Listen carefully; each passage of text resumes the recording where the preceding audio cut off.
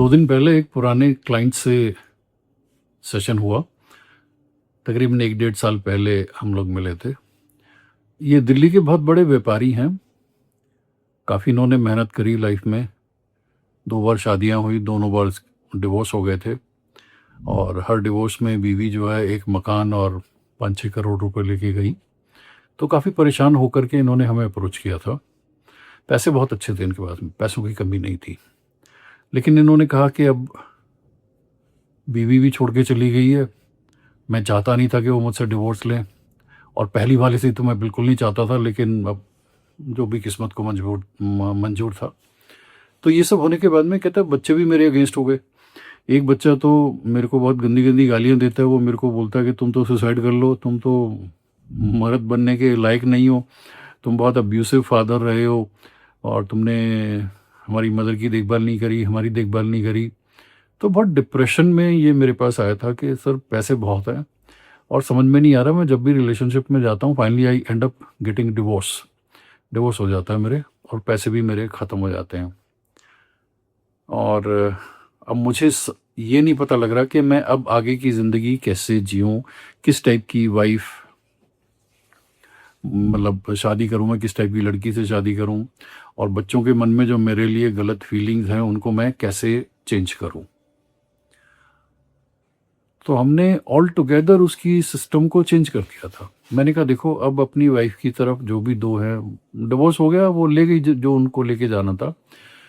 उनके मन में जो भी तुम्हारे लिए फीलिंग्स हैं उनको आप बदल नहीं सकते हो। बच्चों के मन में जो तुम्हारे लिए फीलिंग है वो भी नहीं बदल सकते, बिकॉज बच्चों को पॉइजन किया गया है।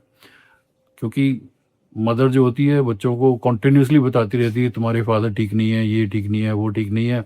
तो अब आप उनकी साइकी को चेंज नहीं कर सकते हो। हाँ कर सकते हो, there is a way of doing it. तो अब आपको कोई प्रॉपर्टी नहीं बनानी है, कुछ नहीं करना है, और पैसे आपके पास में बिंदास है, करोड़ों रुपए है, ठीक है। तो अब क्या करोगे, आप एक डिफरेंट किस्म का लाइफस्टाइल लीड करोगे जिसमें आपके ऊपर कोई रिस्पॉन्सिबिलिटी नहीं होनी चाहिए। बिकॉज उनका ये कहना था कि मुझे तो लगता है मुझे तो अब सुसाइड कर लेना चाहिए, अब मैं इतने पैसों का क्या करूँगा, मेरे साथ कोई रहने को नहीं है, कुछ करने को नहीं है, और मुझे लगता है कि अब तो ज़िंदगी को ख़त्म कर लेना चाहिए। तो हमने कहा कि ठीक है, तुमको जो भी करना है टेढ़ा मेढ़ा ये बाद में कर लेना, अभी पहले हम आपको एक तरीका बताते हैं, उस तरीके से जी के देख लो, शायद लाइफ आपको अच्छी लग जाए। तो उन्होंने कहा कि अच्छा चलो बताइए। तो जो मैंने उनको बताया था वो चीज़ें मैं आपको बताता हूँ, हो सकता है आप में से किसी के काम आ जाए कभी। जब भी लाइफ एक ऐसी सिचुएशन पे आ जाती है और आपको लगता है कि अब मेरी ज़िंदगी के 25-30 साल रह गए हैं और पैसे मेरे पास में बहुत है, तो इन पैसों की ना प्रॉपर्टी बनाना, संबंध बनाना, इन चक्करों में मत पड़ो। ओके, इन चक्करों से दूर हो जाओ। बिकॉज प्रॉपर्टी बनाओगे, किसी के साथ रहना शुरू करोगे, कल को वो टेढ़ा मेढ़ा करेगी, वो प्रॉपर्टी भी चली जाएगी, पैसे भी चले जाएंगे। फिर जहाँ प्रॉपर्टी बनाओगे उसी जगह पे स्टक हो जाओगे।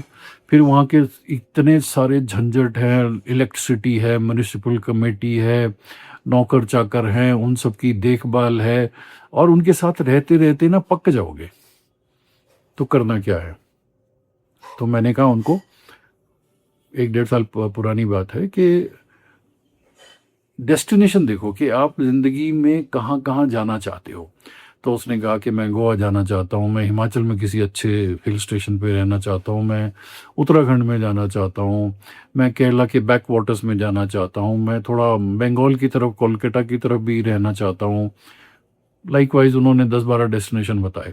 मैंने कहा इन सारे डेस्टिनेशन में जो बेस्ट होटल्स हैं, प्रॉपर्टीज़ हैं, मिनिमम 4 स्टार, और 5 स्टार है तो नथिंग लाइक इट, उन सबको मेल भेजो कि मैं आपके होटल में तकरीबन 6 महीने के लिए रहना चाहता हूँ, और अगर अच्छा लगा तो maybe I extend my stay for 1 year, and I want you to give me an estimate amount कि कंसेशन वगैरह लगा करके how much you are going to charge me. तो जिसमें आपका खाना इंक्लूड होना चाहिए, लॉन्ड्री इंक्लूड होनी चाहिए, सब कुछ होना चाहिए, ब्रेकफास्ट तो खैर ऑन द हाउस होता ही है मॉर्निंग में। तो वहाँ से उसको मेल आ गई थोड़े दिनों के बाद में सबके वहाँ से। किसी ने 2.5 लाख बोला, किसी ने 1.5 लाख बोला, किसी ने 2 लाख बोला per month, inclusive everything, right. तो अब एक होटल में रहने का जब आपके पास में बहुत पैसा होता है, इंस्टेड ऑफ अपने पैसे को कहीं आप इन्वेस्ट करो और फिर झंझट देखो, प्रॉपर्टी टैक्स दे रहे हो, ये दे रहे हो, झगड़े दे रहे हो, और एक ही जगह स्टक होके रह जाते हो। तो अगर मैंने कहा आप मान लो 6 महीने हिमाचल में रहते हो, 6 महीने गोवा में रहते हो, 6 महीने केरला में रहते हो, एक होटल में रहते हो, दरबान आपको सल्यूट करता है, एयरपोर्ट से आपको पिकअप कर लिया जाता है, होटल की सफाई का कोई चक्कर नहीं, जिस रूम में आप रहते हो उसकी देखभाल होती है। हाँ, मेक श्योर कि रूम के साथ में एक एडजॉइनिंग रूम भी होना चाहिए, मतलब काइंड ऑफ एक आपका बेडरूम हो गया और एक आपका लिविंग रूम होना चाहिए अलग से, ताकि कंफर्टेबल हो। एक ही रूम में नहीं स्टक होना है आपको, अकॉर्डिंगली आप अपनी चॉइस उनको दे दो, अपने फूड की चॉइसेस दे दो और अच्छे से रहो, कोई चक्कर नहीं है। शेफ को पटा लो, उसको महीने के 10,000 रुपये दे दो कि भाई मेरी ये फूड की प्रेफरेंसेस है, इस तरीके से तुम मेरे लिए खाना बनाओगे। एक वेटर पटा लो, 5-10 हज़ार रुपये उसको दे दो, वो आकर के आपको रोज सवेरे शाम चाय बना के दे जाएगा। खट के अच्छी वाली जिंदगी जियो, क्लास जिंदगी जियो, अपना पैसा अपने ऊपर खर्च करो। ओके, होटल में रह रहे हो, फीमेल्स आपकी फ्रेंड बनती हैं, कोई चक्कर नहीं है, सीधा बोलो room number so and so hotel, enjoy, live life, travel करो, नेटफ्लिक्स खा जाओ, जो आप कर सकते हो। आपका मन कर रहा है आज मैं कहीं बाहर नहीं जाऊंगा, नहीं जाऊंगा यार, आज ना मैं फलानी सेंचुरी में जाऊंगा, मैं वहाँ टाइगर देखना चाहता हूँ, हाथी पे राइड करना चाहता हूँ, मैं मज़े लेना चाहता हूँ, मैं बोट में जाना चाहता हूँ, सी क्रूज में जाना चाहता हूँ, मैं क्या करना चाहता हूँ तुम करो भाई।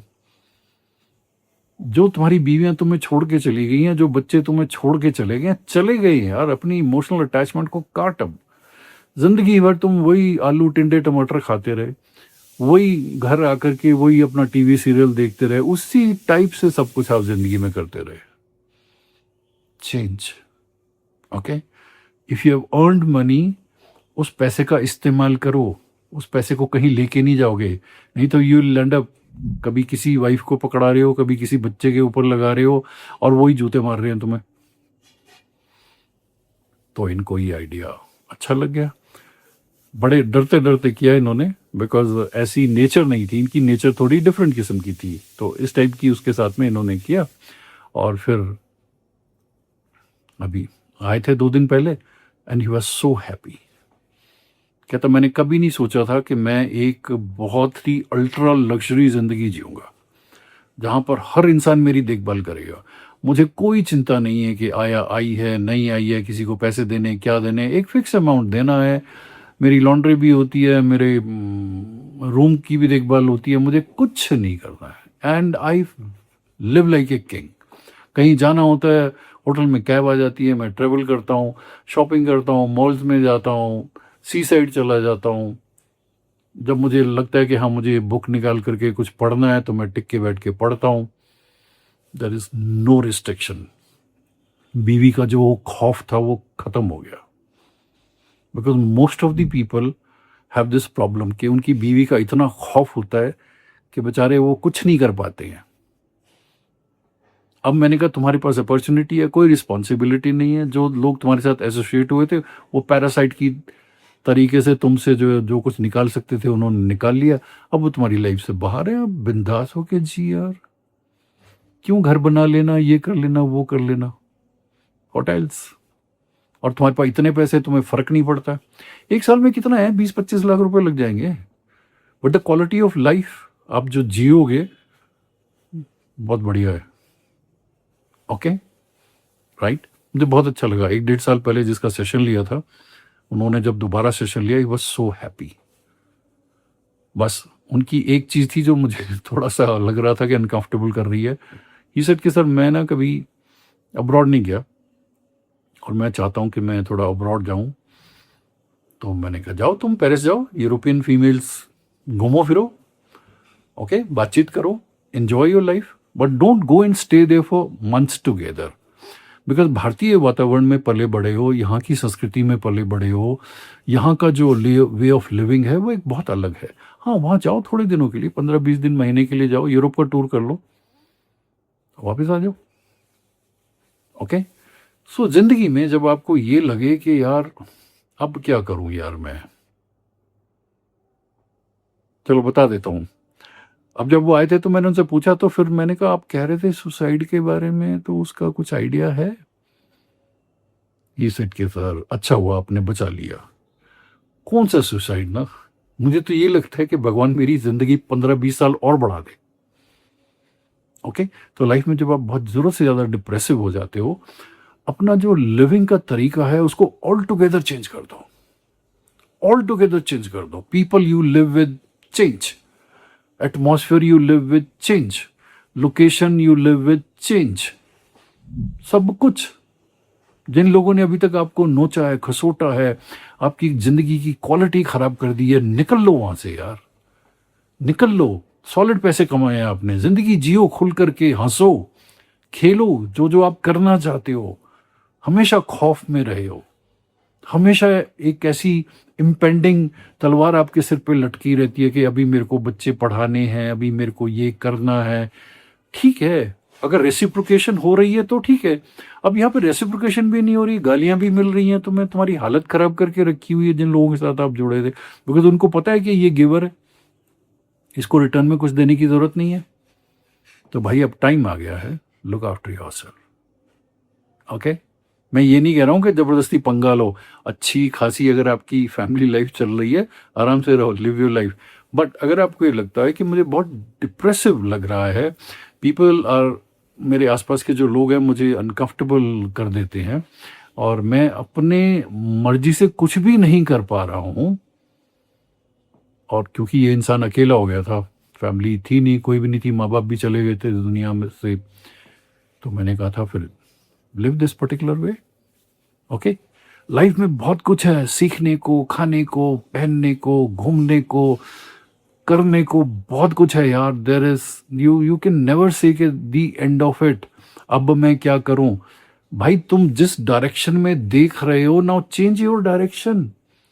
लेफ्ट 90 डिग्री चले जाओ, राइट 90 डिग्री चले जाओ, लोकेशन छोड़ दो, instead of doing something very funny. Okay, right? Take care, it's your life.